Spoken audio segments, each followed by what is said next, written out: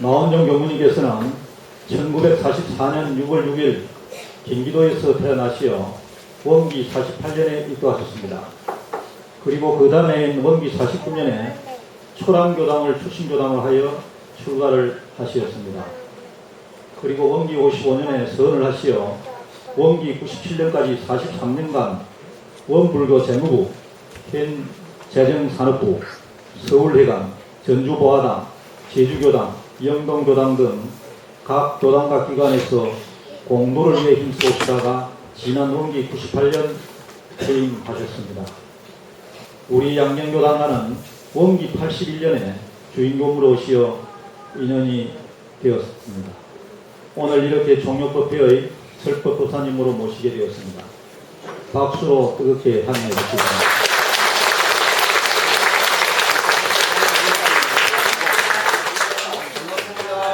반갑습니다. 정말 반갑습니다. 저가요, 교당을 떠나면 뒤를 안 돌아보거든요. 참 묘한 데가 있어요. 제주교당에서 9년을 살고 나오는데 대문 발을 하나 내놓고 한 발을 딱 드는데 마음이 깨끗해져 버리더라고요. 근데 그 다음부터도 어느 교당을 가든지 그러고 살았거든요. 근데 퇴임을 해서 실은 양정에서 1년 살고 나면서 섭섭했어요. 저는. 그래서 그랬든지 그런 생각이 없이 그냥 살았는데 금년 여름에 수도원에 앉아있는데 양정교도님들 한번 뵙고 싶다 하는 마음이 호련히 떠오르는 거예요. 그래서 아이고 한번 9월이나 10월에 가을쯤 한번 갔으면 좋겠다 교무님한테 전화드리고 그랬다가 또 그때가 되니까 머릿속에 생각하고 뭐먹은 또 따로 놀더라고요. 게으름이 나서 아이고 내가 뭐라고 그러고 앉아있는데 우리 교무님이 완타오님이 전화를 주셨어요. 그래서 금방 그런다고 대답을 했거든요. 그래서 또 이렇게 와서 뵈니까 정말 좋네요. 1년 막 저가 와서 부임 얻은 날 이 앞에서 복심불전에 예를 돌리는데 여기가 내 자리로구나 하는 생각을 했었어요. 순간적으로. 그랬는데 실은 그게 아니고 제 자리가 아니라 우리 완타오님 자리였는데 완타오님이 1년 후에 오시게 되니까 저가 임시로 와서 1년 앉아있다 갔던 것 같아요. 네, 오늘은요 은혜 발견해서 기쁨으로 살아가자는 제목 가지고 함께 공부해 보도록 하겠습니다. 대산종사님께서 말씀하시기를 누구에게나 위대한 두 보살이 수훈장처럼 지켜주고 있대요. 우리를요. 큰 보살님이 우리를 지켜주는데 그 하나는 어떤 보살님이냐? 역경보살님이랍니다. 역경은 좋은 환경은 아니죠. 역경보살님이고요. 또 하나는 순경보살님이라 그랬어요.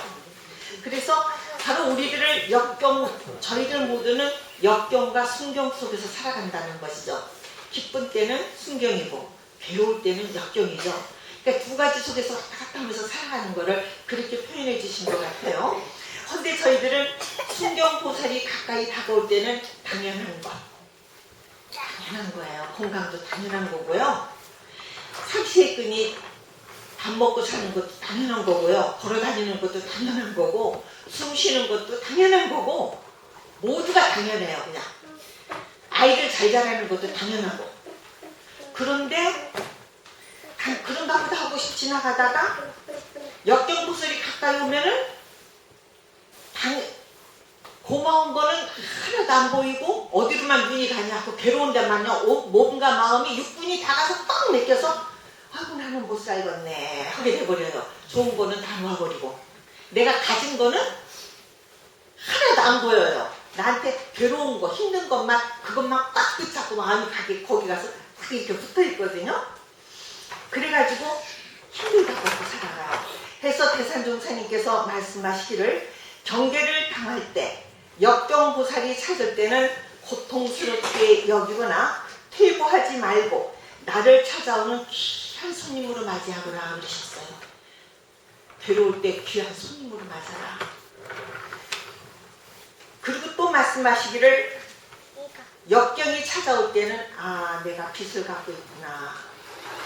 저가 빚을 참 많이 갖고 살았거든요. 가는 교당마다 빚도 많이 지고요. 저기 익산에서 살 때는 교당 땅 터를 장만하려면서 4억 몇천 주고 땅을 사는데 빚을 3억을 얻었어요. 통도 크게. 그러니까 맨날 빚만 갖고 살아요. 제주도서도 그랬고 서울 가서도 또 전인이 집 지면서는 빚 갖고 살고 그냥 안산서도 또 누가 땅 사랬나 교도님이 교당 터 팔자 그러니까 그 자리를 팔고 교당 문 닫으면 안 되는데 싶어서 내가 땅을 사놔야 저 교도님들께서 땅 팔자는 소리 안 하시겠다 싶어서 또 땅 사놓고 그러고 또 빚 갚고 맨날 그러고 사는데 실은 너 빚 갚는 재미가 있어요. 빚이 자꾸 줄어지거든요. 그러니까 역경이 올 때 빚이 줄어지면 기분 좋을 일이잖아요. 그죠? 빚 갚는다라고 생각해라. 그러시더라고요. 근데 제가 제주도에 있을 때 고현이라님이라고 교도님 한 분이 계셨는데 저 있을 당시에 70 넘은 분이셨어요. 이분이 원래 변호사로 계시던 분 남편하고 사는데 남편이 일찍 세상을 떠나고 제주도에서 장사를 하고 사는데 주먹 쓰는 사람 있잖아. 남자 깡패가 와가지고는 인생이 불쌍해서 어떻게 가까이 하다 보니까 사는데 그러다 보니까 막내 아들을 50 넘어서 낳았어요. 근데 이 할머니 하시는 말씀 그 영감 닮아서 다들 독하대요. 딸도 독하고 아들도 독하대요. 근데 그때 막둥이가 서 있을 때 대학을 다녔거든요. 제주대학을. 허리 꼬부라진 할머니가 밀감농장 다니면서 농사짓고 그냥 이러고 다니는 노인한테 공연을 때를 쓰면 감당하기 힘들어요. 그러니까 한 번은 제주 시내 살으시는데 밀감농장 있는 데로 들어오셨다가 하시는 말씀이 아이고 우리 누구가 돈 달라고 졸라대서 내가 농장으로 뽑아버렸으다 그러면서 하시는 말씀이 자식이 빚쟁이 주게 그러니까 빚 갚아야 주게 자식이 빚 받으러 왔다는 거예요. 그러면서 돈을 안 주면 아들이 어떡하냐 나쁜 짓을 할 거니까 돈을 줘야 된대요. 근데 그 웃는 얼굴이 애기를 빡빡 보자. 그러니까 마음에 미운 것도 아니고 내가 그냥 사심이 떨어진 애기 얼굴을 웃고 계시더라고요.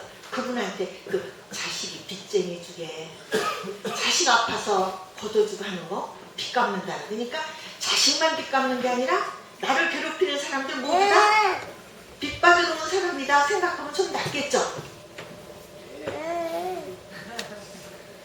그래서 태선용사님께서 역경이 올 때는 항상 반갑고 기쁜 마음으로 맞이하고 순경이 올 때는 그럼 어떡하냐 아이고 내가 빚을 지는구나 하고 생각을 하래요. 반대로 그냥 아이고 좋아 그러고 주저앉는 게 아니라 빚을 지는구나 그러면은 배타로 다른데 좋은 일 할 수가 있겠죠.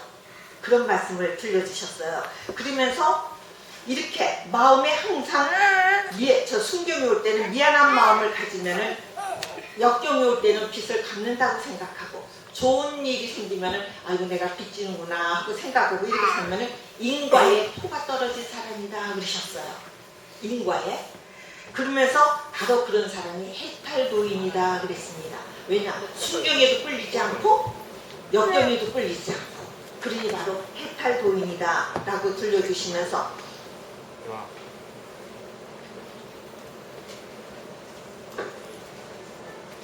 불보살들은 어려운 일을 당할 때 몇 생을 키워오른다 그랬습니다. 실은요 좋은 환경 속에서 잘 자랄 것 같아도 역경을 빚지 않으면요 힘이 길러지지가 않아요. 좋은 환경 속 제가 어렸을 때 자랄 때요 조금 조동으로 자랐거든요. 왜냐 오남매 중에 제가 맞다래요. 근데 밑에 남동생만 4개 있어요. 근데다가 저는 어렸을 때 병치레를 해가지고 초등학교 3학년짜리가 서 있는데 의사 선생님 하시는 말씀이 수술해도 죽고 안 해도 죽습니다. 그 저를 세워놓고 지금도 그 자리에 저 서 있던 자리가 생각나요. 그 아기를 세워놓고 수술해도 죽고 안 해도 그러니까 이래도 저래도 죽는다는 얘기였거든요. 그때 뭐를 알았냐 50년대 초반이었어요. 제가 결핵성 임파선을 알았거든요. 그러니까 제 사진을 보더니 이래가지고 그 시대에 어떻게 살았나 그러더라고요. 그러니까 집에서 페니실린 마이신 주사를 5년간 맞았던가. 그러니까 그때 그 주사가 굉장히 비쌀 때라고 그러더라고요. 그 시대 때. 그러니까 저희 아버님이 저가 고등학교 3학년 때 말을 안 들으니까 너한테 들어간 약값을 도루를 쌓아놓으면 네 키가 높을 거다. 그러니까 엄청난 그러니까 도루를 쌓았던 것 같아요. 근데 그러다 보니까 저도 모르잖아요. 남 배려할 줄 몰라요. 그 성격상 큰 결함이거든요. 요렇게 해서 키우는 왜냐면 딸 하나 있는 거 죽을까봐 무서워서. 저가고 머리 아파 그러면 어머니 가슴이 철렁 내려앉으시고 아들은 넷인데 딸 하나니까 그렇게 자랐거든요. 그러니까 그게 좋은 것은 아니에요. 그러니까 우리를 대산종사님 하신 말씀이 있어요. 나무가 따뜻할 때 자라는 것 같은데 겨울에 자라는 거예요. 나무가 단단하다네요. 그 얘기 해도. 그러니까 사람도 역경 속에서 더 큰다는 말씀이에요. 큰 공부도 우리 어른들도 봐도 우리 예타원 전희창 선생님 아시죠? 그분이 은재 공부를 하시느냐 큰 수술하시고 해결을 하시면서 기도 생활하면서 하셨거든요. 우리 대산종사님 30대 초반에 그분도 한쪽 폐가 완전히 하얀했어요. 그러니까 병원에서 완전히 양방 한방 다 소문났을 때 정진하셨거든요. 그러니까 역경이 은혜예요, 은혜 아니에요? 은혜죠. 우리를 키워주는 아주 소중한 기회인 거예요. 그러니까 그렇게 받아주셔요. 그러면서 제일 하시는 말씀이 성인은 제일 좋은 때가 해를 받을 때라고 그러셨어요. 해로움을 받을 때 그리고 욕됨을 당할 때다. 내가 잘못이 없는데 해하려고 시기하면은 그것은 나를 성인으로 만드느라 저러니까 고마워해야 된다 그러셔요. 근데 저가 겪어보니까요 고마운 마음은 안 나더라고요. 그거 성인 부처님은 그러시지만은 저는 아직 중생이라 누가요 이렇게 기운을 느끼잖아요. 제 얘기를 안 좋게 하는 것 같아요. 그러니까 저를 가까이 있던 사람들 기운이 바뀌어요. 그래서 나를 안 좋게 부정적으로 알겠었더니 누가 확 나온 사람이 아니 누가 안주만주면서 자꾸 막연물을 안 좋게 얘기를 하대 그래요. 나 알고 있어. 어떻게 알아? 기운으로 알지 그랬거든요. 근데 기운으로 아는 것과 귀를 직접 들은 거는 또 달라요. 기분이 더 나빠요. 그러니까 여기가 뽀시락뽀시락 오르밀 거는데 가만히 생각을 하니까 너 이거 뭐 하는 짓이냐. 그 말 한 사람은 그 사람 마음이지 그 사람 마음을 제 마음대로 쓸 수가 있어요? 자기 육군을 자기 마음대로 쓰는데 그러죠? 그러면 저가 마음속으로 막 가서 보고 다니는 거 뭐예요? 무간사에 동하는 것이더라고요. 저 사람이 나 욕한다고 나 기분 나빠지는 거 그 사람 간섭하는 거예요. 임금님기는 당나귀 그랬다는데 저가 잘못한 거를 그 사람이 얘기했으면 당연한 거고 그죠?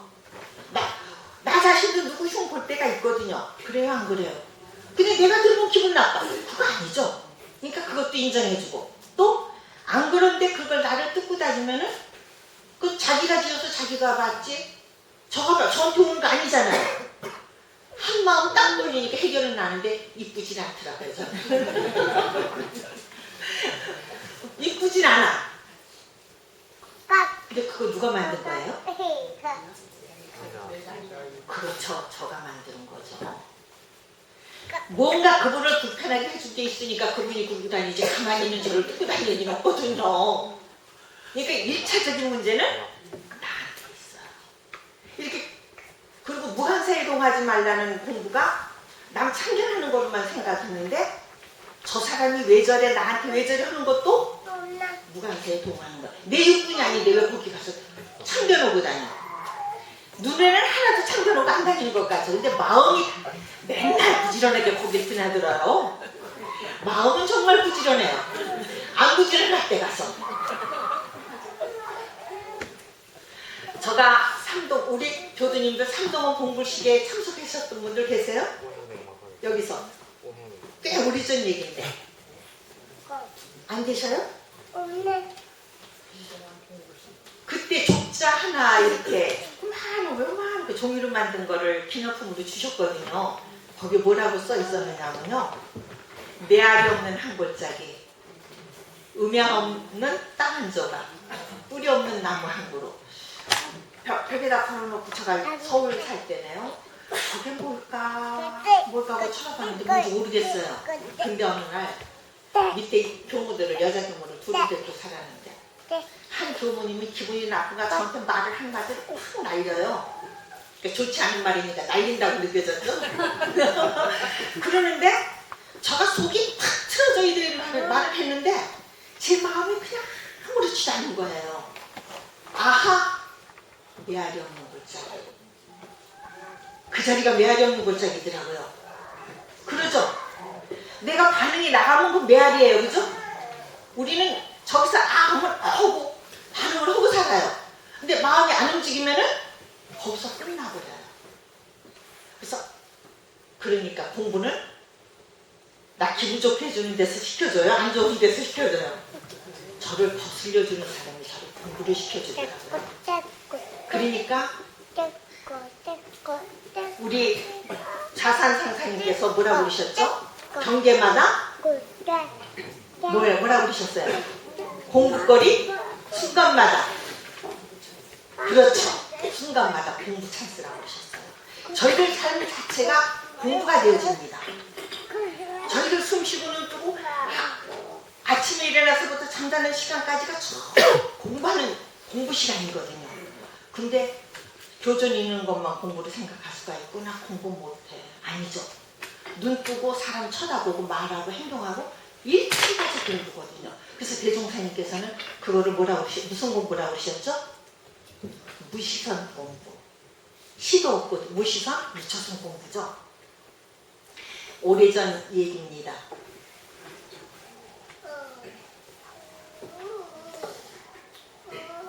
서울교단의 한 교도님이 교단에 한 10여 년간 다니셨어요. 근데 그때 한 친구가 나타나서 은행 보증을 서주려고 청을 하더래요. 순간 떠오르는 생각이 우리 계문에 뭐가 있죠? 그렇죠. 신규가 금전을 묘사하지 말려가 탁 떠오르는데 근데 마음이 약해서 은행 부채를 보증인이 돼주고 담보까지 제공해줬어요. 재산이 있었던가 봐요. 아 그렇게 줬는데 이 친구가 사업에 실패해서 은행 부채를 졌어요. 그니 은행 빚기 사람한테 보증서 썼으면 다 떨어졌죠. 담보 제공했으니까 거기다가 이자를 못 내니까 연체 이자를 불러두니까 어떡해요. 은행 빚 다 갚고 담보 풀고 그러고 나니까 잠이 오겠어요? 잠 안 오죠. 속에서 뭐라 여기서 뭐라 잠도 안 오고 이제 그냥 친구가 얼마나 원망스러웠겠어요.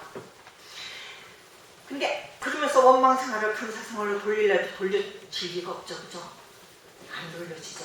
감을 뚝딱 세우고 억울하기만 하고 근데 어떻게 나를 이렇게 못 살게 볼 수가 있냐 그러면서 근데 안 되려면은 우리 속담이 뭐가 있죠? 뒤로 넘어져도 어디가 깨진다고요? 코가 깨진다 그러죠?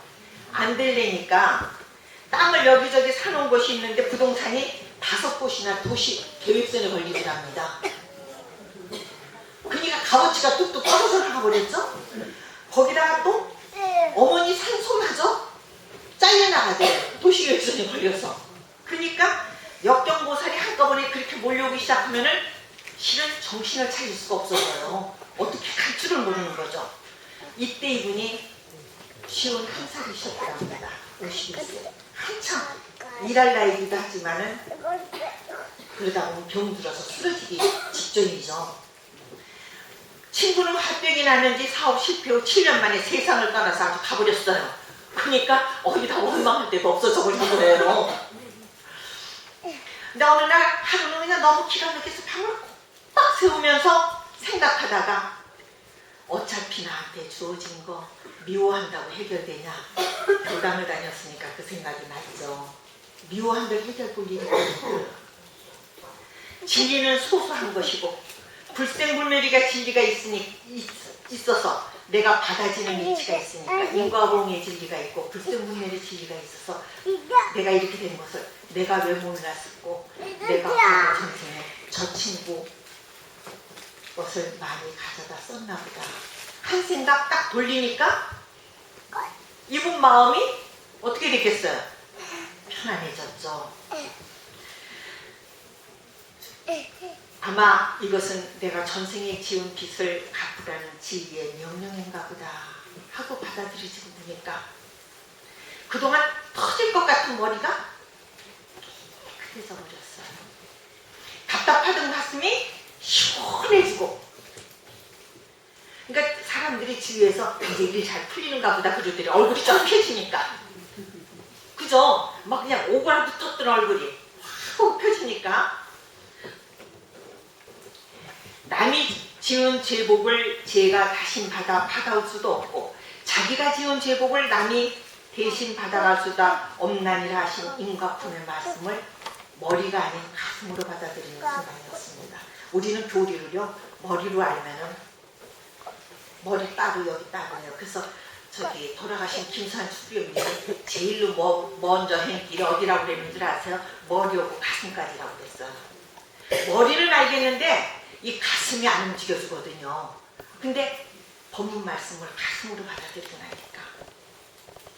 그러면서 이분이 말씀이 만일 내가 이 법을 만나지 못하였다면 아마 미쳐버리고 말았을 텐데.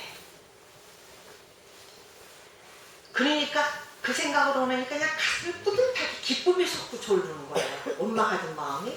그러면서 법신불 사원은 감사. 참 말이 저절로 입에서 더 나오더라고요. 실은 돈 잃어버리고 건강 잃어버리고 그러거든요. 억울해서. 근데 한 마음 돌리면은, 그러니까 우리 공부하시는 분들은 달라요. 초등학교단 교수님 한 분이 잘 살았는데 집안에 돈이 빠져나가기 시작하더랍니다. 그러니까 이분이 집안을 걸어다니면서 연불 외우듯이 뭐라고 했는 줄 아세요? 돈아 니만 나가 그래. 사람은 다치지 말고 니만 나가 그래. 그거 아무나 할 수 있는 거야. 근데 지혜가 있으니까. 공부를 한 분이라 돈이 나가려면 돈을 사람이 안 놓으려고 그러면 그때 사람을 쳐버려요. 돈을 놓을 수밖에 안. 그렇게 만들거든요. 그러니까 니만 나가 그래. 그런 얘기를 들었는데 이렇게 힘은 그대로 돌아오는 인과 호응의 이치를 그대로 믿어 받아들일 때, 깨달음이 함께 할 때 저희들 모두는 어느 누구도 원망할 수가 없어져요. 그러면서 자기 스스로를 책임지면서 있는 그대로를 수용하면서 살아갈 수 있게 되십니다. 바로 인욕하라는 게 실천이에요. 우리 인욕이다 그러면은 참는 걸 인욕이라고 생각하죠. 근데 참는 거는요 돈으로 풀로 넣고 똑같아요. 그 참는 것이 아니에요. 인욕이 아니에요. 왜냐? 우리 가정에서 부부 생활할 때도 서로 부부간에 잘못한 거 참다 한꺼번에 터지면 어떻게 돼요? 뚜껑이 열려버리죠? 근데 상대방은 나 요만한 거 잘못했는데 왜 저러는지 몰라. 근데 이 사람은 언제 어쩌고 쌓여놨던 거를 잘 틀어놓으면 저거 무슨 말인지 이해도 안 가요. 상대방은. 남자분들 특히 그래. 근데 여자분들은 순간적으로 그냥 어떻게 그렇게 살도 튀어나오는지. 근데 남자분들은 왜 저러는지 몰라서 하고 안 되거든요. 그러니까 그런 결과를 가져버려요. 근데 인욕이라는 건 뭐냐? 있는 그대로 받아들이는 거, 수용하는 것이 인욕이라고 했어요. 이분이 그렇게 돈을 떼이고도 그걸 소화를 하고 나니까 바로 그런 것이 인욕이죠. 그러니까 모든 것, 우리 세상에 일어날 수 없는 일이 있어요? 없어요? 예? 있어요? 없어요? 없죠? 어떤 일이 일어날 수가 있어요. 내 주변에서도요. 근데 우리는 그럴 수가 있어. 그러고 살아요. 그럴 수 있거든요. 나도 그럴 수도 있고 상대방도 그럴 수가 있는데 그럴 수가 있어. 그러면 이제 문제가 생겨. 그럴 수도 있지. 그럴 때 평화가 이루어져요. 낙원 세계가 건설되어집니다.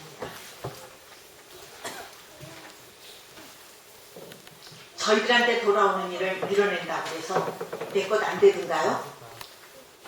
밀어내려 한다고 내 거 안 되든가요? 나한테 돌아올 거 다 하더라고. 내가 감당하고 다 했는데 아이고 이거 내 것이로구나 하고 소화하면 마음이나 편하지. 밀어내려고 그러면은 고통이 따라요. 그러니까 인욕이라는 것은 있는 그대로 나한테 돌아오는 건 전부 내 거니까요. 제가 수술을 했는데요. 그 수술을 하는데 이상이 느껴져서 레이저 수술을 실수를 하고 나서 이상이 느껴져서 병원 찾아갔더니 그 자리에서 주사기로 표로만 뽑아내요. 근데 초음파실에 갔더니 바로 수술이 됐다네요. 그랬는데 1년 반을 끌다가 이기네요. 그래요. 얼마나 황당했겠어요. 근데 그거 누구 거예요? 제 거죠? 저 의사 선생님이 왜 그랬어? 그런다고 달라져요 상황? 하나도 안 달라지죠. 나한테 돌아오면 전부 내 거예요. 지금 몇 달 전에 49제 얼마 전에 지낸 교무님 한 분은 병원에서 수술하고는 간이 조그만 건가 뭐를 뱃속에다 넣고 꼽는 거였어요. 그거로 평생 고생하셨어요. 근다고 해서 그 고통이 다른 사람한테 가요? 아니죠. 내 것인 거예요. 어떤 상황이 돌아오든지 간에 내 것. 그러니까 내 것으로 받아들이면서 대처해 나가면은 누가 행복해져요? 내가 행복해져요. 그럼 내가 행복하면 주위가 행복해지거든요. 그러니까 낙원 세계가 바로 낙원 가정도 거기서 이루어지는 거예요. 원망을 하면서 뜯기 시작하면은 근데 1차적인 책임은 항상 아까 말씀드린 대로 자기한테 1차적인 책임이 있고 그 다음에 2차적인 책임인데 눈이 밖으로 향한 것처럼 나는 덮어두고 너 때문에 그러거든요. 우리 교도님들도 이기선 씨라고 아마 아는 분들은 아실 것 같은데 이분이 이화여대 다니던 23살 때 사진 보니까 참 예뻤더라고요. 도서관에서 공부하다가 데리러 온 오빠 차를 타고 집으로 가다가 신호대기를 받고 서 있는데 뒤에서 차가 와서 덮쳤죠. 오빠가 정신을 차려보니까 정신을 잃었다고 차려보니까 하나밖에 없는 여동생이 온몸에 불을 뒤집어 쓰고 있는 거예요. 그래서는 허둥지둥 차 속에서 동생을 끄집어내서 옷을 벗어서 불을 껐는데 병원에 그리고 그 직후에 차는 폭발했다고 그랬어요. 그니 죽기 전에 끄집어냈죠. 그 병원에 들고 갔더니 가망이 없다고 그래요. 근데 7개월간 입원하면서 11번 수술을 했다고 그래요. 다리에서 이식한 수술을 당겨다가 얼굴 화상을 입었어요. 다 피면. 그래서 얼굴에다 피부 이식을 이렇게 해줬어요. 했는데 고개가 들치면 안 들어. 입술다 땡기니까 고개가 안 들어가는데 고각계가 돌아가게 해주고 척추는 굽어져 해주고 땡겨서 입술은 다물어지지 않아서 침이 줄줄 흐르고 음식 먹어도 흐르고. 근데 이 아가씨가 퇴원하면서 병원 문을 바라보면서 나를 걸어 나갈 수 있게 해줘서 고마워 그러면서 나갔대요. 자기 얼굴을 보고 절망할 수도 있는 거죠. 여자로서. 근데 나를 걸어 나갈 수 있게 해줘서 고마워. 그러니까 그 마음이 있었으니까 이 피부 이식해서 이게 부작용이 많다는데 그렇게 부작용 없이 잘 나왔다네요. 그러니까 그 한 마음이 나를 그렇게 만들어 나가는 거예요. 대종사님 일침이 신조라고 그러셨죠? 그러니까 모든 걸 은혜로 받아요. 걸어나가는 것만도 고마운 거예요. 얼굴은 그냥 사진 보면 지금도 이렇게 목이랑 붙었어요. 눈도 막 이렇게 듣고 막 보신 분들 봤을 거예요. 입도 막 이렇게 되고 그랬죠? 한참 나이 23살 때 그랬으면 어떻겠겠어요. 근데 그리고 누구보다 피부 이식이 잘 돼서 새살이 돋아서 감사하고 새 눈썹이 자라나서 고맙고 그러면서 이렇게 화상으로 당겨진 내 모습도 나니까 내가 사랑한다 그랬어요. 나를 내가 사랑하지 않으면 누가 사랑해 주나요? 내가 나를 함부로 하면 누가 나를 귀하게 대접해 주겠어요? 내가 나를 소중히 하니까. 그러니까 이렇게 여유롭고 밝은 마음을 가진 이게 되는데 이분이 홈페이지를 만들어서니까 거기 누가 있냐면 연예인 남희숙 씨 아기시죠? 그분이 거기 들어갔는데 친해졌어요. 그래서는 글 쓴 걸 보고 뭐라고 다 댓글을 달았냐면은 댓글을 의외로 뜨거운 여자야? 그리고 썼어요. 그러니까 이분이 또 이제 또 댓글을 달았어요. 거기다가 아니요 나는 홀라당 한 여자거든요. 근데 그것이 자기가 막 괴로웠으면 절대 그런 반응 안 나와요. 그죠? 자기를 있는 그대로 받아들이고 나니까 아니요 뜨거운 걸 넘어서 홀라당 타보신 여자.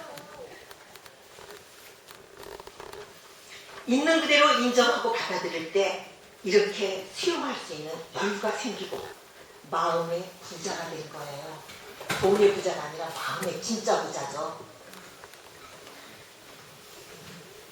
살아있음에 감사하면서 행복할 수가 있었습니다. 우리 교도님들 걸어다니는 거 고맙다고 행복하다고 생각해 보실 적 있으셔요? 걸어다니는 것보다 정말 행복하고요. 밥 내 손으로 떠먹는 것도 행복하고요. 10년을 코스로 밥 먹다가 돌아가신 분 봤어요. 그랬는데도 30대 초반에 남편이 쓰러져서 10년을 누워있다 가는데 부인이 울면서 내가 아이 몇 살 때까지만 더 버텨달라고 그랬잖아. 왜 갔냐고 이래서 막 몸부림치더라고요. 그러니 우리들 감사할 일이 우주에 꽉 차 있어요. 우리 박근혜 씨가 우주라고 그랬다는데 우주에 정말 꽉 차 있어요. 숨 쉬는 것만 해도 감사할 일이고, 그죠? 말할 수 있는 거 감사하고, 눈으로 보는 것도 감사하고, 서로로 일체가 전부 다 감사할 일이거든요. 근데 아까 말씀드린 것처럼 하나 불편하면은 거기 하나 요즘 아이 전문의들 말로 꽂히면은 그것만 바라보면 전부가 세상이 괴로운 세상이 돼버려요. 근데 은혜를 찾아서 발견하면은 기쁜 세상이 되어집니다. 우리 자신을 찾아오는 순경보살을 맞아서 은혜에 감사하면서 역경보살이 찾아왔을 때는 밀어내려고 하지 말고 바로 내 것으로 안아들여서 수용하면은 그 또한 은혜가 되어지고 공부하는 기회가 되어집니다. 우리 자산상사님 말씀대로 경계마다 공부거리, 순간마다 공부 찬스가 되어지는 거죠. 그러면 이렇게 수용이 잘 안 될 때는 어떻게 되느냐 우리 대종사님께서 일러주셨어요. 우리한테 경계를 대할 때마다 그 다음에 뭐죠? 공부할 때가 돌아온 것을 염두에 있지 말고 끌리고 안 끌리는 대중만 잡아갈지니라. 저희들 보고 끌리지 마라 그랬으면 그 힘들게 돼요. 왜냐하면 저희들 마음에 힘이 없거든요. 그죠?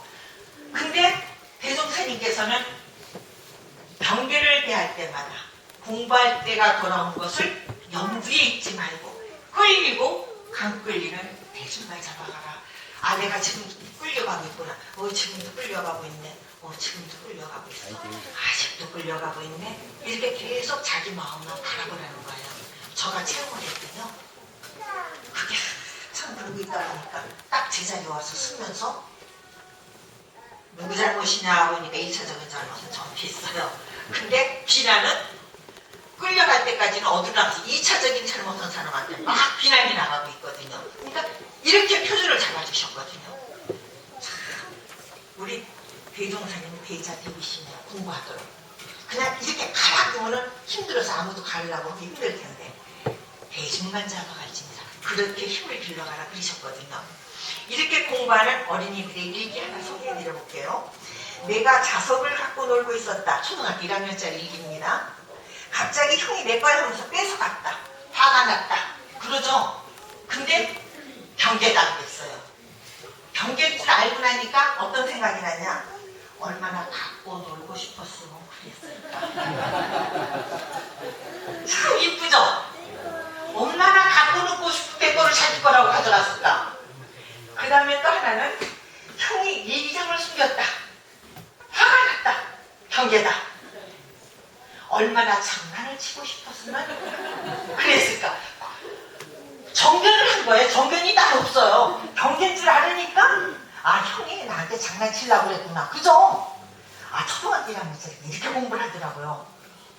또 한 번은 난 형이랑 소진이 누나랑 원불교를 구경을 시켜줬다. 자랑스럽게 교당을 데려가서 해줬는데 그때 갑자기 소나기가 쏟아졌다.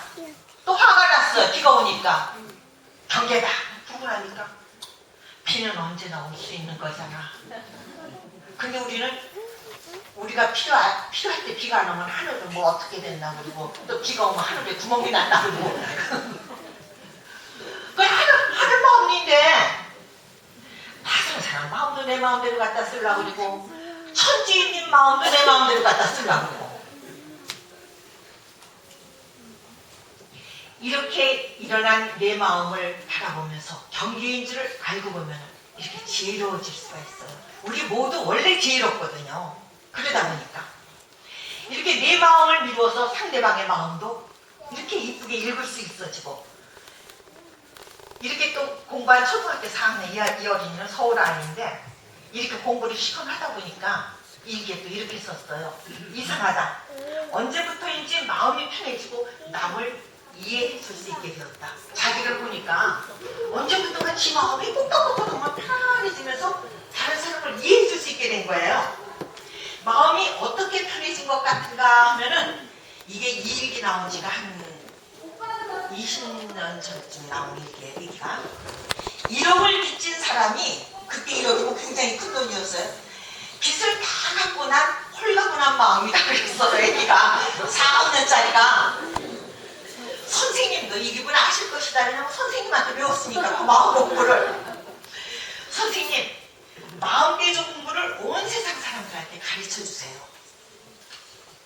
그러면 온 세상 사람들이 발을 쭉 뻗고 마음 편하게 살 수 있을 거예요. 나만 편하게 살지 말고 마음대조도 한 과목이 공부 과목으로 국어 산수처럼 넣어서 그렇게 되게 교육부 장관에게 말씀드려줘요. 애기가 지금 안 되면은 저가 대통령이 되어서 마음대조 공부를 교과 과목으로 만들 거예요. 그날 오늘 기다리면서 자자히 잠들었어 애기가. 그렇게 쓰고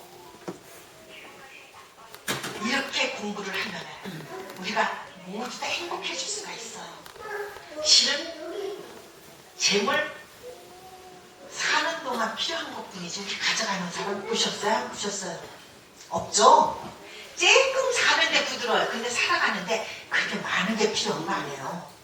옷도요. 제가 입어보니까 저 30년 넘은 옷도 있거든요. 제주도 살 때서 그 보니까 30년 거의 40년 가까운 옷도 지금도 말잖아요. 그러니까 옷도 그렇게 실은 많이 필요한 거 아니에요. 근데 우리 가정에 있는 분들은 또 다르게 되죠. 저희들하고. 왜냐하면 어디 모임 나가거나 컨텐츠 나가면은 맨날 똑같은 옷 입고 나가면 좀 그렇죠. 그래서 교단에서 그런 것은 필요한 거 저도 알긴 하는데 그러나 그것이 내 인격을 갉아먹진 않아요. 그러죠? 그리고 뭐 요즘 세상에 먹는 것도 기껏해야 밥 3그릇이에요. 그죠? 좀 더 잘 먹고 덜 먹고 별것 아니거든요. 이게 진정으로 소중한 건 뭐냐? 우리가 갈 때 마지막까지 갈 수 있는 거. 마음의 힘이에요. 그리고 살면서 행복하게 사는 것도 내 마음을 어떻게 쓰느냐에 따라서 행복해지기도 하고 불행해지기도 하고. 그 대산종사님께서 말씀하시기를 별것 아닌 것 같고 작은 것 같지만 그것을 조금씩 쉬지 않고 꾸준히 해나가면 자기도 모르는 가운데 능력과 조화가 생기는 것이라 그러셨습니다. 그러시면서 우리의 마음 공부도 이와 같아서 부처되는 것이 참으로 쉬운 일인데 노력하지 않고 쉬어버리니까 어려운 것이다 그랬어요. 우리가 공부를 안 하니까 그렇다. 괴로우나 즐거우나 일이 있을 때나 없을 때나 어떠한 경계에도 흔들리지 않고 쉬지 않으면 부처가 되는데 쉬고서 가지 않으니까 교당이 끊임없이 나오시기만 해도 달라지시거든요. 어느 분이 그러셨어요. 원불교 교도님들은 당신들이 얼마나 예쁜지 모른대요. 보석 같다고 그러시더라고요. 누가 그랬냐면 지금 전에 최준식님이라고 우리 황선생님 아르시죠? 최준식님. 예, 그분이 하신 말씀이에요. 남중교단에 와서 그 말씀을 하셨어요. 다른 분들하고 다르대요, 얼굴이. 다르다네요. 그러니까 이목구비가 예뻐서가 아니라 얼굴에서 화한 기운이 온다는 얘기죠. 그래서 엄벌교 다니는 분들 모른다 그 말씀하시는데 그 얘기는 또 다른 분들한테도 들었어요. 다르대요. 얼굴이 피부가 검고 희고 모두 떠나서죠. 그 대산종사님 말씀하시기를 5천년 역사를 통해서 안으로 자기의 마음을 보고 밖으로 은혜를 발견한 사람은 크게 잘 살고 간 사람이다 그랬어요. 내 마음을 보면서 마음 공부를 하고 밖으로는 은혜를 발견하고 안으로는 내 마음을 보고 다른 사람 마음 들여다볼 일 없이 내 마음이 어떻게 돌아가는가 봐서 화가 나면 경계인 줄 알아서 공부하고 그리고 밖으로는 은혜를 발견해서 감사 생활하고 그러나 안으로 자기의 마음을 보지 못하고 밖으로 은혜를 발견하지 못하고 간 사람은 별스럽게 살고 갔다 하더라도 잘 살고 간 사람은 아닐 것이다 그러셨어요. 그러면서요 밥만 먹고 살다가는 밥통은 되지 말고 밖으로 나온 아짜 정벌 같은 안으로 꼭 집어넣어서 그럼 무슨 통이 되죠? 예, 법통으로 오라고 그러셨어요. 저만한 차이거든요. 밥통하고 법통하고 법통으로 마음 공부를 하면 법통이 되죠. 밥만 먹고 살면 밥통이 돼요. 그러니까 평생 밥만 먹고 살다 하지 말고 법통을 해라 그 말씀 들려주셨거든요. 저희들 경제 속에서 항상 내 원래 마음 원래 어리석음도 요란함도 그런 없는 마음을 찾아서 내 것으로 만들어 나가면서 또 생활 속에서 항상 은혜를 발견해 나가면서 감사 보온 생활하면 저희들이 되겠죠. 제가 글 하나를 어느 분이 쓴 글이 하나 참 좋아서요. 당신은 손이 있다는 사실에 단 한 번이라도 감사해 본 적이 있는가? 이 여인은 손이 없다. 비가 내리는 소록도. 우산을 들고 갈 손이 없어서 이 여인은 양동이를 뒤집어 쓰고 간다. 양동이를 쓰고 빈긋 웃는 여인. 그래도 감사한다. 양동이를 뒤집어 쓸 수 있는 두 팔이 있다는 것. 소록도 여인을 보면서 어떤 소설의 마지막 글귀가 생각난다. 그래도 우리는 살아야 한다. 우리는 감사한 마음도 없이 우산을 받쳐드는데 이 세상 어딘가에는 우산을 들 손이 없어서 양동이를 뒤집어 쓰면서도 빙긋 웃는 사람이 있다. 그렇다. 행복은 셀프다.